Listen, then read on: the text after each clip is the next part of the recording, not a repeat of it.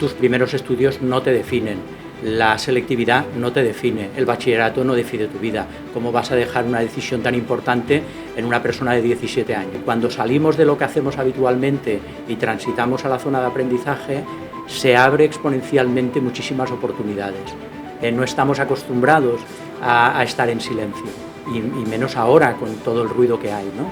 El absentismo, la rotación, la huida del talento, evolucionar personas y organizaciones para crear excelentes lugares donde trabajar. No hay liderazgo sin autoliderazgo. Además, un buen líder es el que hace brillar a la gente. Nadie es introvertido, nadie es extrovertido, nadie es gritón. La gente se comporta de esta manera. El confort debilita. Y vivimos en una parte del mundo de mucho confort. Entonces, cuando hay una pequeña exigencia, parece que se nos cae el mundo. El éxito es un sentimiento de saber que estás en el sitio que quieres estar y de estar haciendo aquello que tienes que hacer. Bienvenidos a este nuevo episodio de Liderarte. Hoy tenemos como invitado a Manel Fernández, coach estratégico, experto en liderazgo y toma de decisiones críticas. Además es profesor universitario. Bienvenido, Manel. Pues un placer venir a Sevilla y un placer estar con vosotros este ratito. Encantado de estar aquí. Bueno, hoy vamos a empezar un poquito más al grano. Venga. Vamos a empezar por una pregunta fuerte. Hemos cambiado el guión. Para ti, ¿qué es el éxito? Pero el de verdad. Olvídate del LinkedIn, vale, que nos montamos como personajes. Sí, es cierto. El éxito es un sentimiento de saber que estás en el sitio que quieres estar y de estar haciendo aquello que tienes que hacer. El éxito no es un escaparate y es más un sentimiento personal. Y creo que muchas veces con estar haciendo aquello que tú quieres hacer y estar en el lugar apropiado, creo que tú ya tienes esa sensación interna de que estás en el éxito. Y una manera de medir el éxito, en mi opinión, creo que es cuando estás solo, es cuando te das cuenta de verdad y valoras, o sea, en el momento de tú ponerte, mirarte al espejo y decir, he conseguido, no he conseguido, pero que el éxito podemos entrar ya, entraremos más en profundidad a valorar de que puede ser muchas cosas, ¿no? Cada uno. Claro, efectivamente. Pero creo que es el momento en el que tú tienes que pararte, pensar. Eso es. Dices tú, ¿es verdad? ¿No es verdad? ¿He conseguido lo que quería?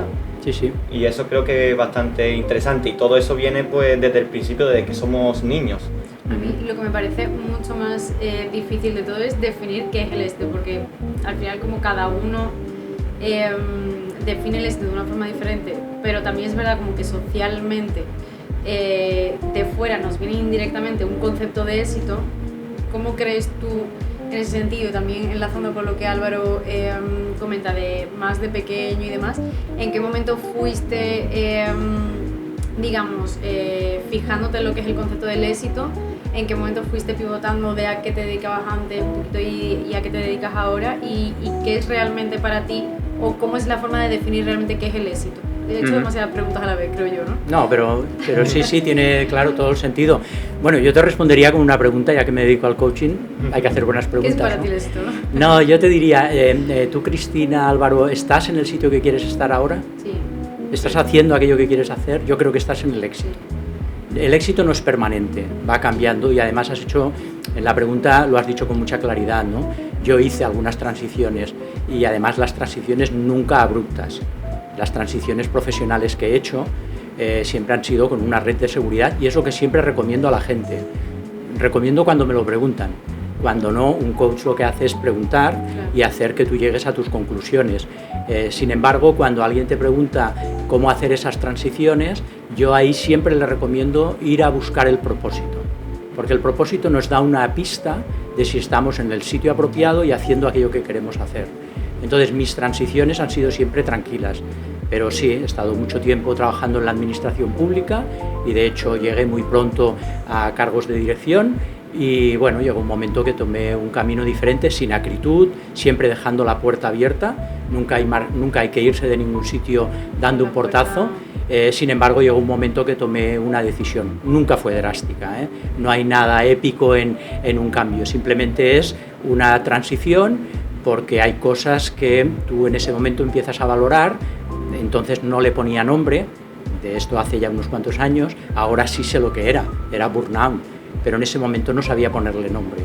Entonces, se produjo ese cambio que normalmente cuando el propósito de la compañía y el tuyo se convierten en tangenciales, tienes que empezar a tomar alguna decisión. Sí. Es complejo también. Yo desde mi punto de vista encima que también nos hacen escoger muy pronto a qué quieres ser de mayor y desde mi punto de vista tampoco nos informan un poco cuáles son las condiciones más sanas, por así decirlo, de lo que es un entorno laboral. Claro. ¿Cómo te fuiste dando cuenta realmente sin tener esa información, o a lo mejor tú en ese sitio sí que te formabas y investigabas, de que realmente había una situación en la que quizás te gustaría otra más para tener un entorno sano? Claro, la primera formación que hacemos es el punto de partida. Luego la trayectoria profesional es larga y cada vez va a ser mayor. Y en esa trayectoria profesional es muy frecuente que vayas descubriendo nuevas cosas. Por tanto, tus primeros estudios no te definen, la selectividad no te define, el bachillerato no define tu vida. ¿Cómo vas a dejar una decisión tan importante en una persona de 17 años? Entonces, simplemente es un punto de partida y tú a lo largo de tu trayectoria profesional vas descubriendo nuevos caminos. Y una cosa que sí que es importante, ya sabéis que los coaches, no reniego de esto, siempre hablamos de zona de confort. Lo vamos a meter ahora, contamos una historia china, estar atentos que ya la explicaremos, y luego decimos algún aforismo que guardo uno para el final. Son 3 condiciones sine qua non para hacer una buena sesión, ¿no? Entonces, en esos aforismos muchas veces hay cosas que dependen de nosotros y cosas que no dependen de nosotros, ¿no? Yo creo que nuestra evolución profesional sí depende de nosotros. Entonces, no hay que marcarse un camino definitivo, porque puede haber diferentes transiciones profesionales y va a ocurrir. Y lo importante es de vez en cuando salir a la zona de aprendizaje, porque cuando salimos de lo que hacemos habitualmente y transitamos a la zona de aprendizaje, se abre exponencialmente muchísimas oportunidades. Entonces, eso es lo primero que yo hice cuando hice el cambio de la administración al mundo del emprendedor, ¿no? Salí a la zona de aprendizaje. Cuando aprendes, descubres, se abren nuevas oportunidades. Lo que pasa es que después de la zona de aprendizaje hay un área que es la área de no experiencia, pero para mucha gente es la zona de pánico y para otros es una zona que puede ser mágica, pero es zona de no experiencia. Para mí es mi zona esa, la de no experiencia. De no experiencia, sí. Y hay que vivirlo así. Sí. Entonces, cuando tú transitas a la zona de no experiencia, hay 2 fuerzas que operan en sentido contrario. Por un lado está el miedo, que te lleva a la zona conocida, y por otro está la motivación. Quien sale victorioso de esa lucha, y esa es una decisión crítica que comentabas, Álvaro, y hay veces que he trabajado con gente en esas decisiones críticas. Si el miedo te puede, vuelves a lo que hacías; si te puede la motivación, pues es zona de no experiencia, que generalmente suele ser mágica. De verdad que me parece súper interesante lo que acaba de decir, que sería como el resumen final del podcast, así que hemos empezado muy fuerte, porque de verdad me ha parecido bastante acertado y súper interesado, porque creo que no hay que tener miedo al cambio, y como ya comentaba, desde chicos nos hacen decidir, pero no nos enseñan encima después a saber cambiar. Entonces es como una mezcla a día de hoy, que tenemos pánico al cambio, claro, y que somos muy jóvenes para tomar decisiones. Entonces, como otros invitados nos han comentado, hay que cambiar, cortar de un día para otro. Uno acaba de comentar que no, que hay que hacerlo también de una manera más transitoria. Entonces es muy interesante los cambios de opiniones y las perspectivas de cada uno, porque al final son vivencias en ese caso. Claro. Por supuesto, en tu caso está más la parte profesional, que te dedicas a eso. Y sí que es verdad que un cambio paulatino yo creo que siempre va a ser mucho mejor que si es como o dependiendo también de la situación. Claro, todas las teorías son buenas, ¿eh? Sí. Yo hablo desde mi experiencia, sí. Y de hecho lo escribimos en un libro que se titula Cambia tu mente, cambia tu vida, que cuando transité a la zona de aprendizaje hicimos como final de curso un proyecto que fue escribir un libro entre 12 coaches que nos estábamos formando juntos, y ahí lo cuento. Y ahí cuento que mi estilo es un estilo de transición tranquila. Tú eres muy estoico también, ¿no? Bueno, me gusta. Empiezo a leer. La verdad es que yo en COU estudié filosofía también. Espero que no la quiten, por lo menos en Andalucía. En Cataluña no sé qué lío tienen con la filosofía, pero es que es imprescindible. Es un conocimiento imprescindible. Entonces, estudié en COU, he hecho humanidades y luego te interesas por la filosofía, y sí, el estoicismo es ahora habla mucha gente sobre el estoicismo, y yo soy un aprendiz de estoicismo. Recomiendo, por supuesto, leer a Massimo Pigliucci y bueno, recomiendo también leer los clásicos, por supuesto. Pero sí, es una buena teoría, luego si queréis hablamos un poquito, porque yo lo que hago es bajar lo que puedo de esa filosofía a tierra, porque yo soy psicopedagogo y yo lo que hago es enseñar a la gente a que aplique cosas. Pues me gustaría, además, Manel, para seguir hilando con un poquito tu experiencia, que nos comentase cómo llegaste al cambio de la administración pública a emprender. ¿Por qué ese cambio? Porque has comentado que estabas en un puesto de dirección, si no me equivoco. Si se puede saber cómo fue esa transición, ¿por qué llegaste a eso? Mira, yo empecé a observar que parte de mi propósito profesional está muy vinculado a las personas, el trabajo que hacía, empezaba a desalinearse de lo que en este caso a nivel corporativo se pedía. Entonces, cuando fui viendo que se desalineaba mi interés del interés de la organización, empecé a percibir que el trabajo no estaba generando impacto. Y para mí es fundamental, para mí y para muchísima gente. Y hoy día recomiendo a las empresas que se focalicen en el impacto. Sobre todo la gente más joven como vosotros, ya no queréis trabajar en cualquier sitio. Queréis trabajar en sitios que generen impacto positivo. Sí. Entonces, cuando eso se estaba desalineando, empecé pues, a tener síntomas de agotamiento a nivel emocional. Entonces, claro, no sabes lo que te ocurre. También el cuerpo habla y no le escuchamos. Eso no sabemos escuchar. Claro, no le escuchamos muchas veces y el cuerpo es muy sabio y es el primero que te da algunas pistas. Y en mi caso, pues empezó a llamar en la puerta de la zona de aquí. No era aquí, ni era aquí. Y entonces en ese momento pues visitas al médico, preguntas, dices seguro que hay una pelota de tenis ahí detrás del hígado, ni pelota de tenis ni nada. Probablemente era el estrés, un estrés mal gestionado, al final no tuve que cambiar dieta, pero hubo una pregunta del doctor que dice, oye, ¿tú a qué te dedicas? ¿No? Y yo en ese momento pues no supe qué responder, porque en esencia me estaba dedicando a resolver problemas que no tenían fin y que además no se resolvían, con lo cual dije, pues esto no es muy sostenible, porque si te quedas ahí mucho tiempo, no solo el cuerpo, sino a nivel emocional, pues eso va a ir impactando. Y yo cuando me meto en un proyecto necesito meterme al 130%. Además lo recomiendo a todo el mundo, ¿eh? Hoy trabajar al 100% ya está de modé. Tenemos que dar el 130 al 140.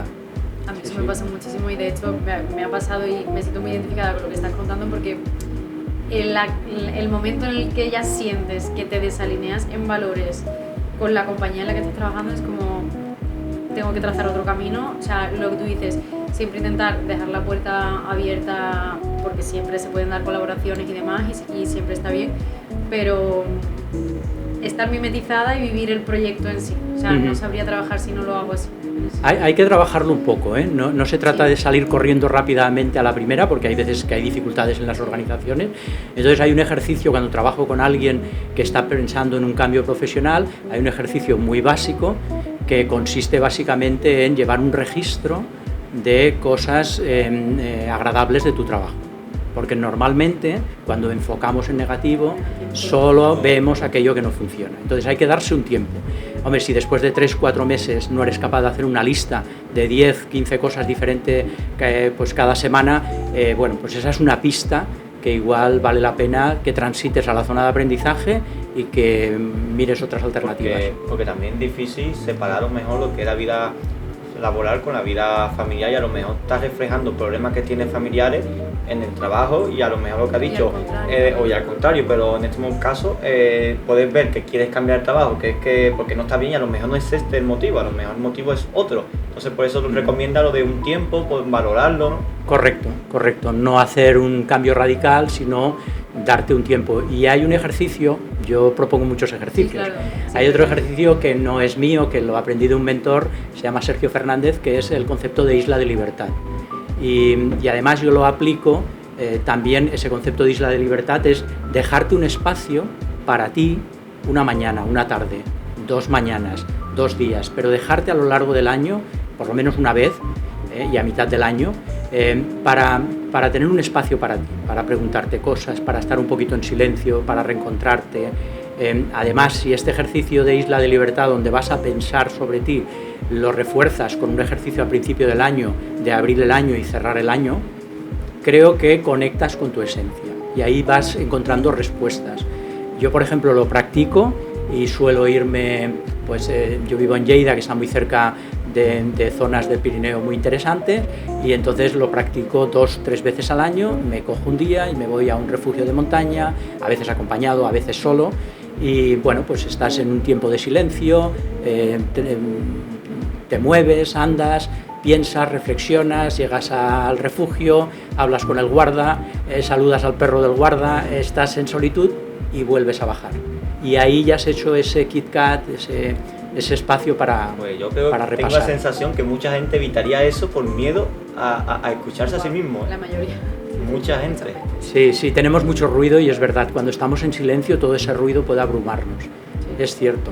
Mi psicólogo siempre me lo decía, Javi, porque muchas veces este era mi tema de conversación en sesión. Yo le decía, claro, me he acostumbrado a tener la ocupación como herramienta de evitación, entonces cuando me enfrento a estar sola, no sé, estar sola me incomoda tanto que es que vuelvo a hacer cosas. Me decía, Cristina, es cuestión de tiempo que la propia incomodidad te deje de abrumar. Permítete estar incómoda, no pasa nada. Yo creo que ahí en ese sentido como que tenemos mucho miedo a estar solos, a la incomodidad y demás, y como, oye, vamos a darle normalidad, que esto lo sentimos y lo experimentamos todos, solo que no lo decimos en voz alta. O sea, que en ese sentido no pasa nada. Claro, una de las herramientas que utilizamos en el coaching y que además la recomiendo y la trabajo con líderes es el silencio en una conversación. 20 segundos de silencio después de formular una pregunta al coachee o al consultante es una eternidad para mucha gente. No estamos acostumbrados a estar en silencio y menos ahora con todo el ruido que hay, ¿no? Entonces es buscar el momento, hacerlo de manera consciente y sabiendo que necesitas ese espacio para construir. Sí. A mí lo que me pasa es que necesito hacerlo muy a menudo. Quizás es porque también soy una persona muy inquieta, entonces me muevo mucho y al final como no me, digamos, guarde un pequeño espacio para expresar el cómo me siento, al final luego cuando me siento de verdad, tengo una bola que no sé ni por dónde empezar a decir, vale, pero esto de dónde me viene, por dónde va. O sea pues genial hacer más microespacios, sí, de isla de libertad. Cada uno sabe sus tiempos. Totalmente. Y volviendo un poquito ya a los juegos, como has comentado en tus sesiones, estábamos antes hablando y hay una que me dio mucha curiosidad cuando empecé a investigarte un poquito y a saber más cosas de ti, que era del juego de los Lego. De hecho, en Biomol lo hemos hecho. Y me lo estaba comentando, sí, que en Biomol lo habíais hecho, a ver si en Espru también lo hacemos algún día. Y nada, me gustaría que lo comentase porque el método sinceramente pensaba que era para una cosa y hablando contigo me he dado cuenta que era relacionado, pero que buscabas conseguir otros aspectos. Entonces, ¿cómo realmente en qué consiste ese juego? Método de Lego. Claro, pues es un juego serio.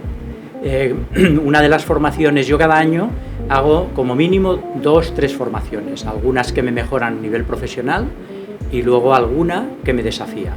Es decir, donde soy el que menos sabe de la clase. Eso es muy importante. De hecho, el curso pasado, el año pasado, la que hice fue resolución de problemas complejos en Inmune con Javier Recuenco. Era el que menos sabía de la clase.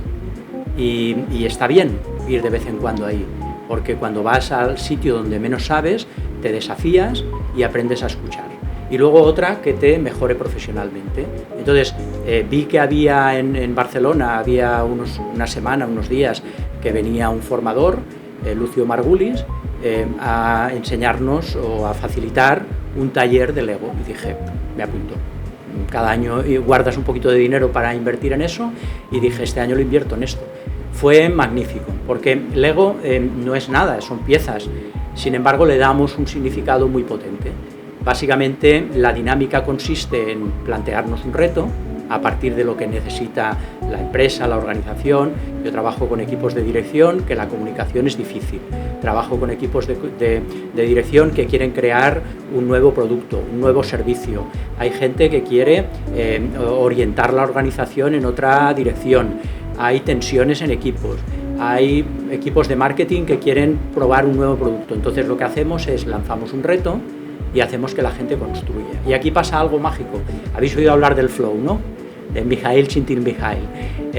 Pues el flow es llevar a la gente a un trabajo de cierta exigencia, pero agradable.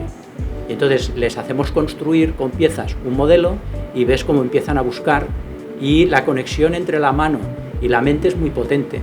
Y entonces la gente empieza a construir, se desapega, empieza a ver con distancia aquello que estamos trabajando, y una vez han construido ese modelo individual, llega el facilitador y pregunta. Y ahí es donde sale toda la materia, porque tú igual has construido una pieza y tú le has dado un significado, y yo empiezo a indagar sobre esa pieza, y tú, no solo tú, sino la gente del equipo que te está escuchando, empezamos a tener revelaciones, insights, y por tanto nos permite tener un buen diagnóstico. Y luego ya el siguiente paso es pasar de un modelo individual a un modelo compartido, o incluso potenciar la creatividad. Por tanto, las piezas lo que hacen es llevar al equipo hacia ese reto que tú quieres trabajar. Sí. Y luego dentro de un entorno de juego, pero serio, muy serio. Muy serio, muy serio. O sea, claro, tú lo estás explicando ahora, pero yo mantengo como imagen que también lo he hecho contigo. Claro. Y es que es alucinante, porque recuerdo perfectamente como mi mesa de trabajo, que estábamos divididos y tal, cómo cada uno refleja lo que piensa y hacia dónde que va la compañía. Y luego, claro, tú ves evidentemente en tu grupo como cada uno va para un lado. Es como, claro. ¿Cómo hacemos para unar esto y unificar y que el objetivo sea uno y construyamos el trabajo en equipo? Bueno, hay veces que lo que hacemos es un diagnóstico, y Biomol fue un poco más allá, sí. Bastante más allá, porque dijeron, vale, tengo el diagnóstico, pero quiero que esto se trabaje, y bueno, luego empezamos una colaboración, que estoy encantado de colaborar con Biomol, donde estamos construyendo una organización más resiliente, un excelente lugar donde trabajar, una organización fuerte, y eso requiere dedicación. Esto no pasa de un día para otro. Hay veces que alguna compañía te llama y te dice, oye, ¿me puedes arreglar este problema que tengo? Y digo, mira, el curso de imposición de manos para solucionar problemas no lo dan. Esto es un trabajo, y es un trabajo continuo. Y por lo tanto podemos diagnosticar y luego acompañar. Con un curso, con un taller, hacemos un impacto emocional, y a veces puede ser revelador, pero realmente el trabajo, como el trabajo de liderazgo, requiere continuidad, requiere remangarse, y bueno, y al final sí que por supuesto van saliendo resultados, claro. Pero al final lo que tú estás reflejando, y siempre lo has comentado, yo creo que es donde te enfocas, es que todas estas decisiones parten de arriba y se proyecta hacia abajo. Es decir, si no está la cúpula directiva, CEO, director general y demás en este mood, es muy complicado llevar la compañía hacia una salud mental o sintonía sana. Claro. Hay gente que me ha preguntado, ¿por qué has enfocado el nicho de trabajo a los directivos? Digo, básicamente porque conecta con mi propósito. Mi propósito es evolucionar personas y organizaciones para crear excelentes lugares donde trabajar.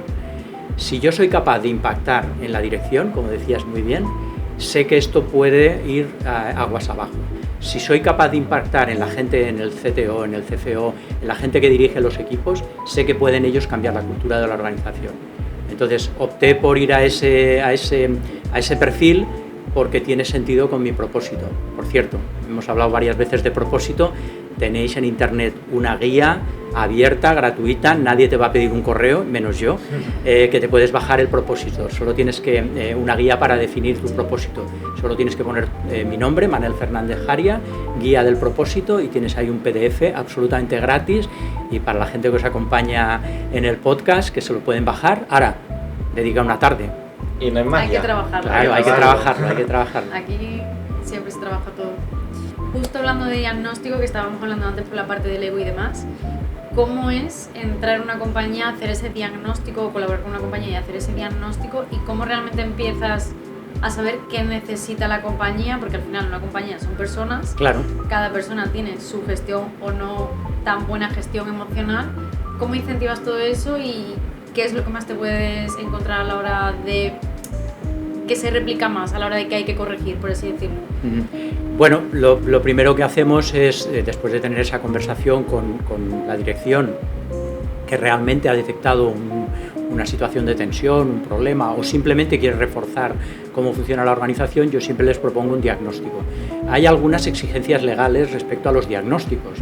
La normativa de seguridad y salud laboral habla de evaluar los riesgos psicosociales. Esto no se puede obviar. Esto, aparte de ser una obligación a nivel formal, sí, que es obligatorio. Exactamente. Además, es el punto de partida.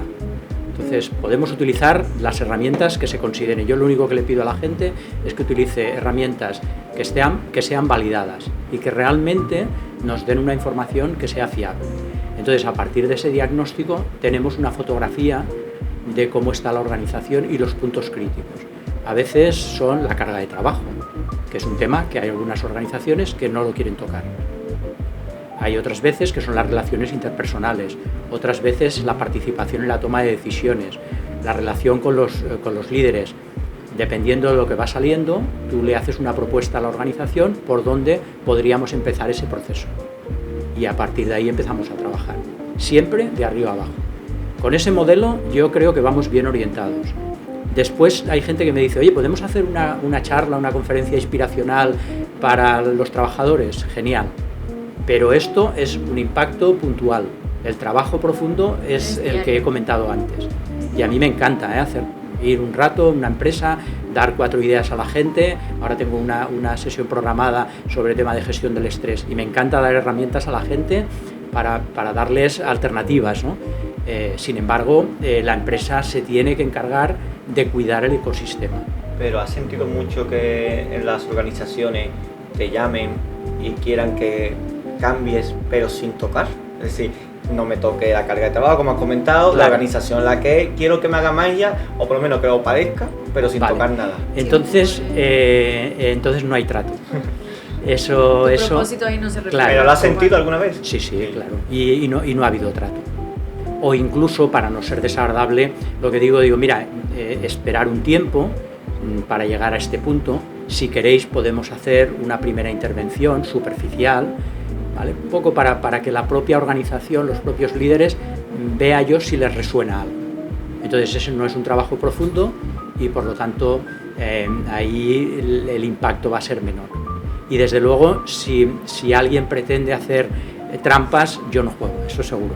Porque además supongo que piensas que un buen líder, como llevamos ya en todos nuestros capítulos, no es el que solamente manda, sino el que piensa en las personas, en su... Es que de la palabra mandar...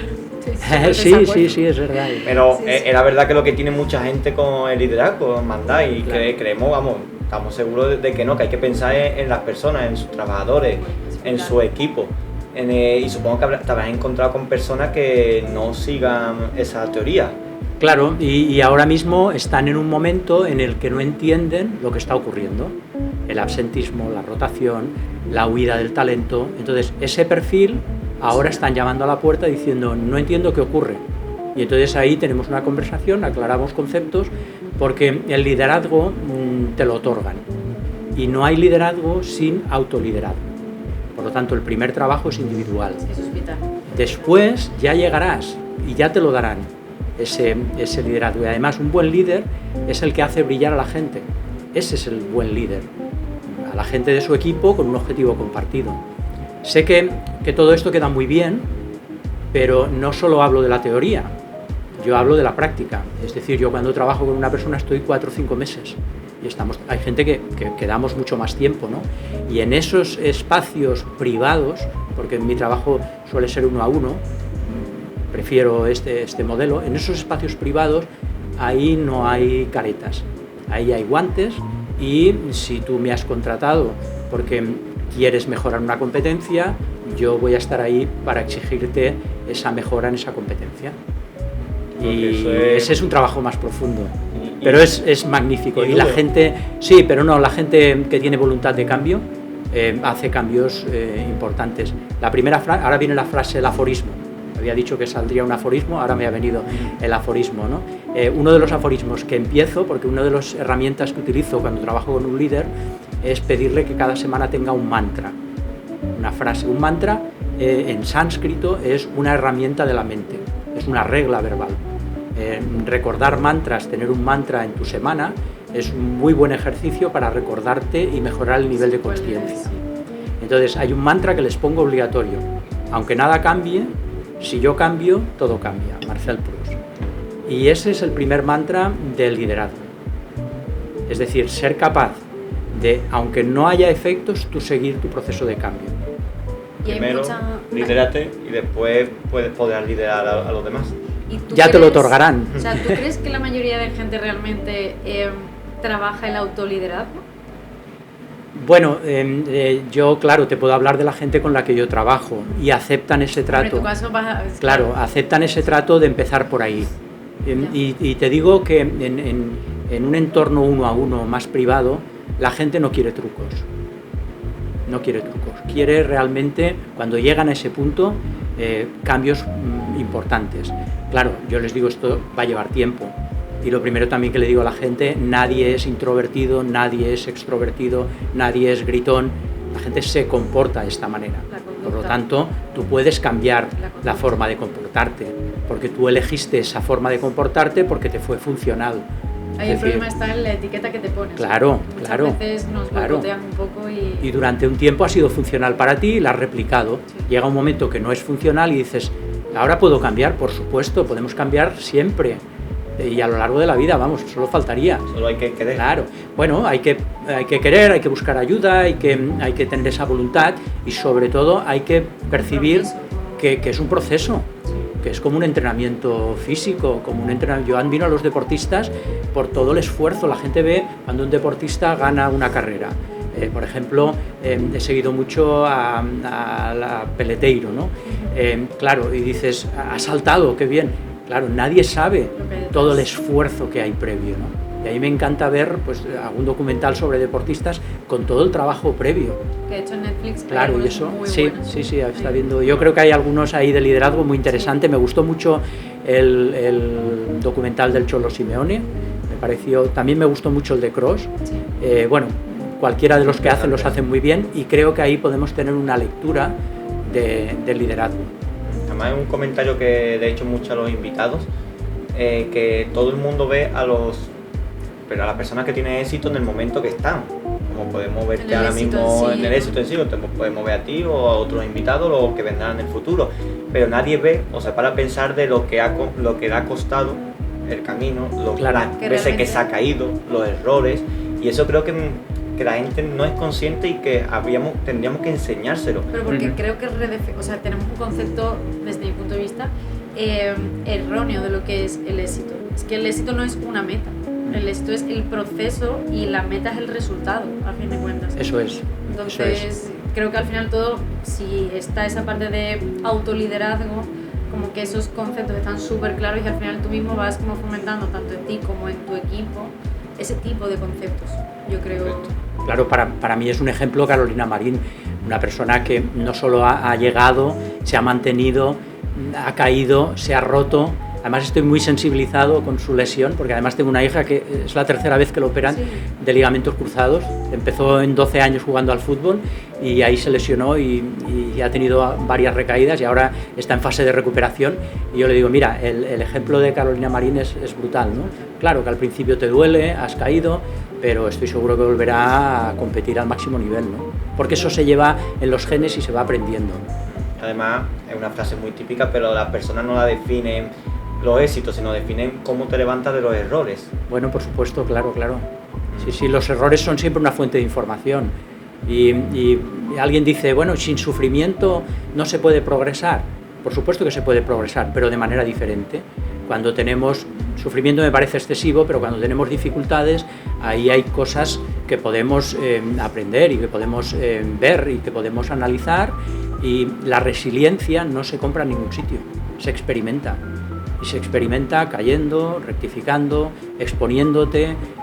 Yo cuando trabajo con algún coachí o consultante que quiere trabajar una competencia, no hay teoría, porque la teoría está en los libros, la teoría la tenemos en todos sitios. De hecho, fíjate, con toda la teoría que hay en el mundo disponible, todo el mundo tendría tableta, todo el mundo nadaría no sé qué, todo el mundo estaría estupendo de la vida, porque el conocimiento está. Claro, es la diferencia cuando la gente pasa a la acción, cuando la gente se expone. Y si a ti te cuesta el networking, la única intervención posible es hacer networking. Sí. Y siempre me ha gustado diferenciar, y también lo he hablado mucho con mi psicólogo, la diferencia entre lo que es dolor y sufrimiento. Porque al final yo creo que el dolor, que muchas veces lo evitamos, es necesario en la vida y te enseña y del que aprendes bastante, y luego el sufrimiento es el que un poco, digamos, permanecemos ahí cuando en el fondo a lo mejor ya podríamos haber tomado acción reconduciendo algo. Claro. ¿Tú en eso estás de acuerdo? Sí, sí, sí, el dolor es más puntual y el sufrimiento es un sentimiento que se alarga en el tiempo, ¿no? No creo que haya que evolucionar sufriendo. Sin embargo, podemos aprender cosas de esas transiciones complicadas. ¿Pero sería malo? O sea, aprender No, a base de sufrimiento. A ver, sufrimiento es que si lo... Obviamente entrando no en cosas más de dolor, sino pero que en todas las etapas que fallas, si tú quieres conseguir algo o hacer algo o el procedimiento, si fallas, ¿Qué es a para mí ti me el duele. sufrimiento? Claro. Es una pregunta que claro, que cada Claro. uno tiene a lo mejor una perspectiva diferente, ¿no? Pero el sufrimiento yo lo considero muy diferente a lo que es el dolor. Por eso creo que no es malo aprender del sufrimiento, si después vas a conseguir mejorar. O sea, el aprendizaje, por supuesto, en el sufrimiento también lo puedes tener, pero al final sí lo puedes reconducir previamente para no sufrir, pero claro, partimos de la base de qué es para ti el dolor y qué es para ti el sufrimiento. Lo mismo, que estamos expresando lo mismo, solo que lo denominamos Sí. de una forma totalmente diferente. Lo que está claro es que el confort debilita. Sí. Y vivimos en una sociedad con todos los problemas que hay, pero vivimos en una parte del mundo de mucho confort. Entonces, cuando hay una pequeña exigencia, parece que se nos cae el mundo, ¿no? Entonces, es una parte que debemos de cambiar un poco el foco. Y el otro día, no recuerdo en qué libro lo leí, porque para los nombres soy malísima, pero metió un concepto el libro que dije, ostras, me ha hecho pensar, y esto yo no estaba de acuerdo, y es la diferencia entre confort y la zona de resignación. Reflexionaba un poco como que todos tenemos cierta parte de confort que es buena y que muchas veces hemos como dado una connotación negativa a lo que es la zona de confort, pero que realmente, por ejemplo, para mí en mi caso, mi casa con mi madre sería confort y yo no quiero o no debería en cierta medida decir, guau, estar en mi zona de confort es malo, no, sino mi zona de resignación, en el sentido de que ya siento que esto no me genera comodidad, pero aún así permanezco aquí. ¿Eso lo ves así? Porque a mí me hizo pensar, la verdad. Sí, sí. Ya, yo entiendo que muchas veces se exige a la gente que haga cambios, no es necesario. Hace cambios quien quiera hacer cambios. Sí que es recomendable salir a dar una vuelta a ver qué hay. Sí. Pero que no es obligatorio estar constantemente. Y además a mí me gusta más el concepto de ampliar la zona conocida, ¿no? Porque cada vez que te expones vas ampliando esa zona de... Es como un equilibrio. Claro, entre entonces todo. la zona de resignación, que no conocía el término, pues sí que tiene una carga más negativa, ¿de acuerdo? Pero la zona conocida, está bien estar ahí y al final con una conversación, con una formación, con una nueva oportunidad, vamos ampliando ese espacio y lo bueno de todo eso, el aprendizaje, es que los cambios te imponen menos, porque te acostumbras a ir saliendo poco a poco y de manera progresiva. Sí. Vale, y cambiando de tema totalmente, hablando y volviendo al tema del diagnóstico, de cuando llegas y tal, y ya tocamos uno de los conceptos que has dicho, que es la parte de personas, en plan que puede haber como, digamos, falta de comunicación entre departamentos y demás. Yo desde mi experiencia siento que el ego muchas veces nos boicotea bastante y me encantaría saber qué es para ti el ego. Bueno, por bajarlo muy a tierra, es la voz interna que tenemos. El ego hay que domesticarlo. Tampoco diría que es malo, todo el mundo habla mal. No, el ego es una voz interna que tienes, que a veces te lleva en una dirección, que a veces te hace comentarios duros, que a veces te exige, y yo creo que hay que domesticarlo y entrar más en la parte de aceptación. Ya te he oído, sé que estás ahí, sé lo que me estás diciendo, voy a probar esto. Claro, el ego malentendido nos lleva muchas veces a la confrontación, porque parece que el mundo nos está atacando, que el mundo nos va a eliminar todas las posibilidades de prosperar. Yo contra el ego hablaría más de abundancia que de escasez, porque el ego sí que vive más en la escasez, ¿no? Que nadie me toque, que nadie me quite. O sea, podría ser miedo, un símil de miedo. Pues puede estar ahí. De hecho, el ego suele tener miedos, por eso te dice todas esas cosas, ¿no? Que en definitiva eres tú mismo con tu propia consciencia hablándote, ¿no? Entonces, el ego lo tenemos que domesticar. Y cuando lo tenemos... el ego de lo que tú eres realmente? Porque eso me parece complejo, incluso a mí misma, que muchas veces en diferentes acciones a lo mejor digo, vale, voy a actuar así, luego vuelvo atrás, digo, esto no me representa, esta no era yo, quizás aquí estaba un poco poseída. Es que no somos solo una cosa, somos muchas cosas, claro. ¿no? Y hay veces que somos eufóricos, otras veces que somos miedosos, otras veces que somos más reflexivos, y entonces ese es el papel que juega esa voz interior, ¿no? Pero no somos una sola cosa. Y entonces hay veces que se expresa más una parte de nosotros que otra. Entonces yo me enfoco más en elevar el nivel de conciencia nuestro. Cuando estoy más atento a lo que hago, a lo que pienso, a cómo me conduzco, doy mejor versión, seguro. Por eso ahora todo el mundo habla, bueno, hace ya tiempo, ¿no?, sobre las técnicas de meditación, porque básicamente lo que hacemos es aprender a estar más atentos al momento presente o a aquello que estamos pensando. Entonces eso es aumentar el nivel de conciencia. Mindfulness, pues mindfulness, meditación, yoga, todo está bien. Al final el trabajo profundo es el trabajo que nos permite elevar ese nivel de conciencia. Cuando somos conscientes sacamos la mejor versión, porque en eso sí que comparto con Rousseau, ¿no? Somos buenos por naturaleza. Sí.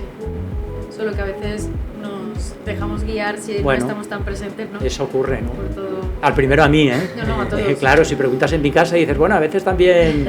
Sí, y o sea... para que los oyentes lo sepan, ¿crees que solamente lo que tú haces con las empresas es solo para las grandes empresas o también se puede hacer con más pequeñas, más reducidas, más lo que viene ya siendo pymes? Mira, yo casi prefiero muchas veces trabajar con las pymes porque todo es más cercano y el impacto es mucho más directo.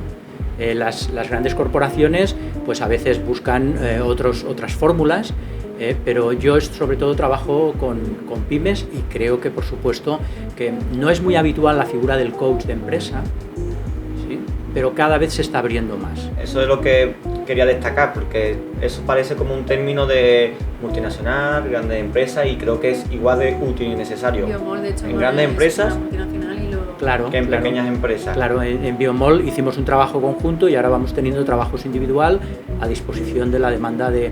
Lo único que yo hago, que es menos escalable, pero forma parte de cómo yo entiendo mi emprendimiento, es que no hay nada enlatado, todo es presencial y todo nos lo hablamos, nos reunimos online, presencial, pero no abrumo a la gente con vídeos, con contenidos, sino que lo que tenemos que hablar lo hablamos, y lo hablamos en grupo y en manera individual. Yo creo que todavía hay un gran sector en el que piensa que vuestro trabajo, hablando malamente, es vende humo. Vale. Y yo estoy seguro que no es así, pero ¿cómo demuestras tú eso a gente que está cerrada totalmente? Bueno, yo no hago proselitismo, ¿no? La gente te contacta, hacemos una intervención y luego ¿sabes lo que ocurre? Que cuando das el 140 y solucionas problemas, la gente te trae gente. Entonces yo, claro, obviamente hay muchos profesionales y de todo tipo, ¿no? Entonces yo siempre le digo a la gente que antes de hacer un proyecto de intervención, que se documente muy bien. Pero lo mismo pasa con el marketing, con un comercial, con un responsable de informática. Es decir, antes de tomar una decisión corporativa, analiza muy bien quién vas a poner en tu organización y con qué objetivo. Esa es la clave. Que tengo la sensación, investigando mucho en internet y en LinkedIn, que venden muy fácil, cambio muy rápido, una semana, una sesión, y eso a mí me da inseguridad, ciertos anuncios, ¿no? Este es el método exacto, aplícalo y en una semana o en un día has cambiado totalmente. Sí. Quien tiene autoliderazgo de verdad sabe que eso no es verdad. En plan, es que esto es una relación de por vida que tú tienes contigo mismo al final, y se trata de trabajo a diario. Todo lo que sea, bueno, por supuesto, sí, verdad, sí. tú eres el invitado. No, claro. No, pero que al final todo lo que sea un cambio rápido de bueno y ya. Sí, la comida rápida para algún día puede venir bien, pero no es lo mejor. ¿Pero tienes la sensación que eso puede estar afectando a lo que puede pensar la gente de vuestro trabajo? Yo creo que cada vez afecta menos, porque la gente ya sabe lo que necesita, sabe lo que busca y sabe dónde ir a buscar. ¿Pero ha trazado a lo mejor el proyecto? Probablemente. Pero ahora yo creo que la gente ya está muy informada, los medios de comunicación te exponen también los testimonios de la gente con las que has trabajado, y yo creo que ya hay suficiente información para saber elegir qué es lo que necesitas y el profesional apropiado para eso. Sí, sí.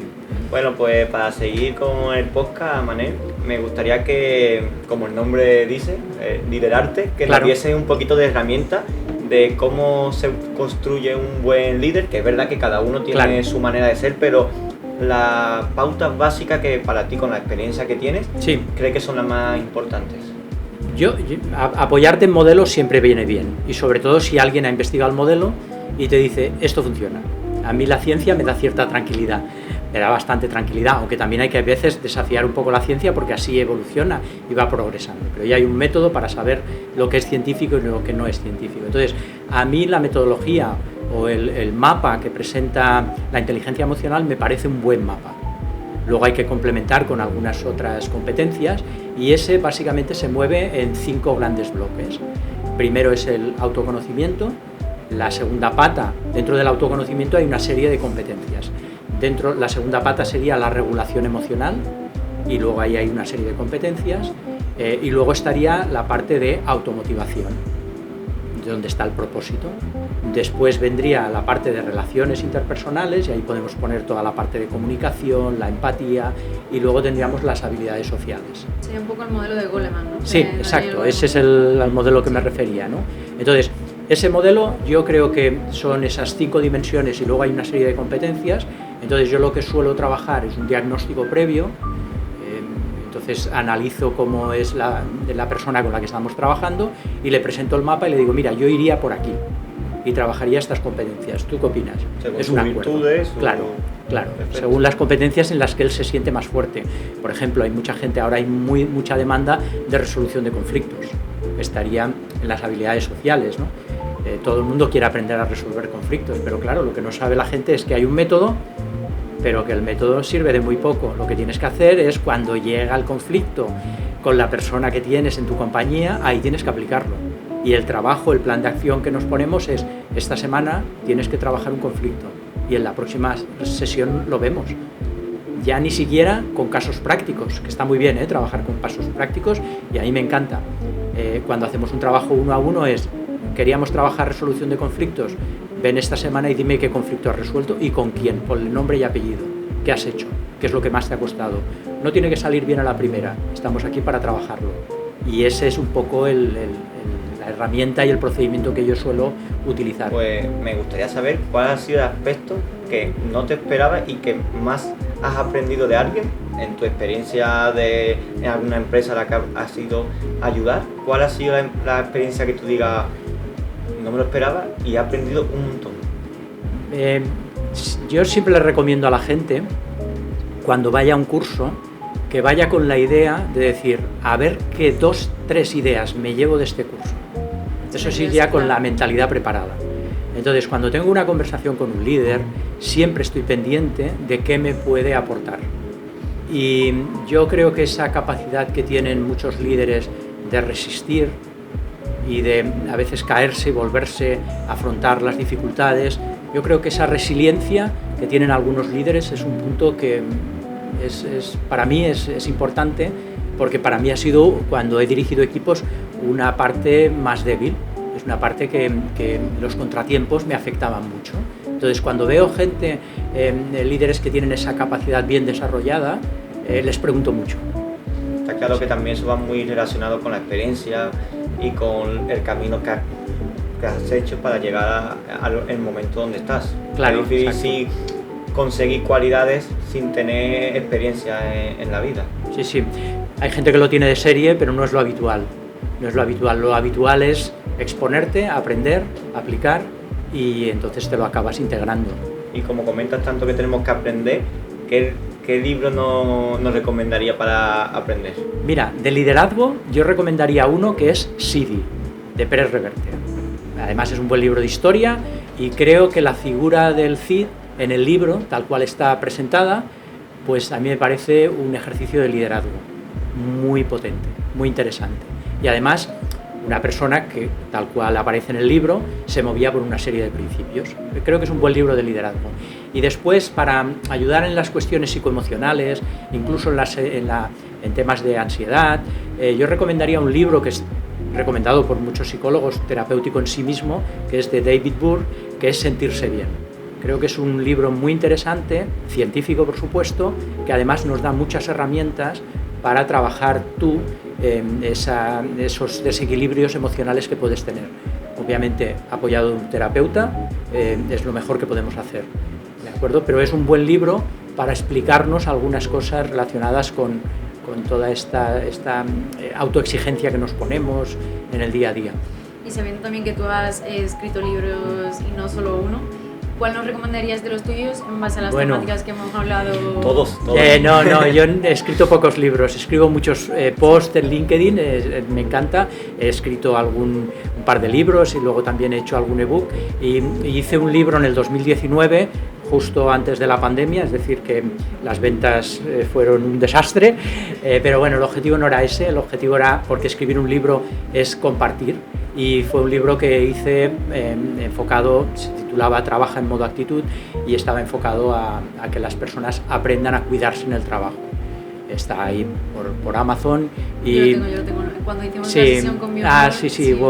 Entonces, bueno, pues es compartir herramientas prácticas para que el trabajo sea más seguro y más saludable, ¿no? Me inspiró en ese momento a hacerlo y lo compartí con la gente y bueno, y fue una experiencia muy bonita. También he de decir que cuando escribí el libro, como no era muy habitual que yo escribiese libros, lo que hice fue buscarme un coach, que además lo quiero citar, que es Matty Hamey, una de las personas que tiene además un vídeo que recomiendo, que trata muy bien el concepto de zona de confort, zona de aprendizaje, zona de no experiencia, que es el vídeo Atrévete a soñar, lo han visto millones de personas, y Matty Hamey me acompañó en todo el proceso de escribir un libro.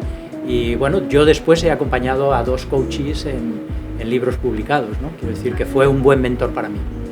Genial. Pues hoy hemos introducido una nueva sección. Yo que soy pro terapia cognitivo-conductual, que seguro por tercera vez voy a mencionar a mi psicólogo Javi. Y hablando de que al final tu método se enfoca más en la parte de dirección, aunque luego trabajes también con todo el equipo. Para identificar, digamos, a lo mejor un poco de distorsiones cognitivas que tenemos y luego cómo podemos racionalizar todo eso para tener una mentalidad más sana. Tenemos 7 frases, ¿vale? Vale. Como si fuese un pensamiento que yo me hago a mí misma individualmente, ¿vale? Para ver si tú estás de acuerdo y si en el caso de no estar de acuerdo, cuál podría ser una frase cortita, cuál es el pensamiento alternativo. Vale. ¿Vale? Así que te voy cantando. Venga. ¿Vale? Si muestro vulnerabilidad a mi equipo, van a pensar que no estoy preparado para liderar. Error. Vale. Van a pensar que eres un excelente líder. Perfecto. Creo que el respeto se gana más cuando lidero desde lo humano que cuando presiono. Sin duda. Vale. Siento que como líder debería tener siempre una respuesta para todo. No tenemos una respuesta para todo. A veces hay que escuchar más que hablar. Perfecto. Creo que cuanto más trabajo y más me exijo, más demuestro mi valor profesional. No hace falta exigirse tanto, hay que trabajar, hay que ser responsable, pero la exigencia, la sobreexigencia acaba con nosotros. Perfeccionismo insano. Sí. Bueno, el perfeccionismo para mí es insano. Para mí, un entorno seguro no es el que evita conflictos, sino el que permite hablar con honestidad. Sin duda, y además hay un proyecto que es el proyecto Aristóteles, que hizo Google, que el primer concepto para trabajar en una empresa saludable era la seguridad psicológica, entornos donde la gente pueda levantar la mano, opinar, sin miedo a ser juzgado. Súper.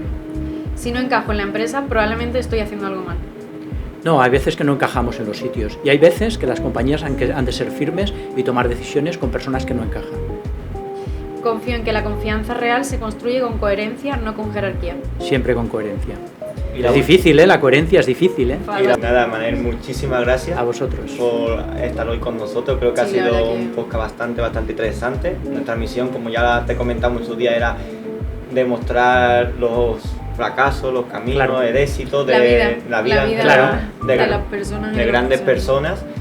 Y nada, que muchísimas gracias. Pues un placer, Álvaro, Cristina, encantado. Pues muchas gracias, Manel. Así que nada, si os ha gustado, suscribíos y nos vemos en el siguiente episodio. Bueno, y pues muchas gracias, como siempre, a los patrocinadores de vino, Bodega Navarro y de agua, Vidas del Turbón. Nos vemos en el siguiente capítulo.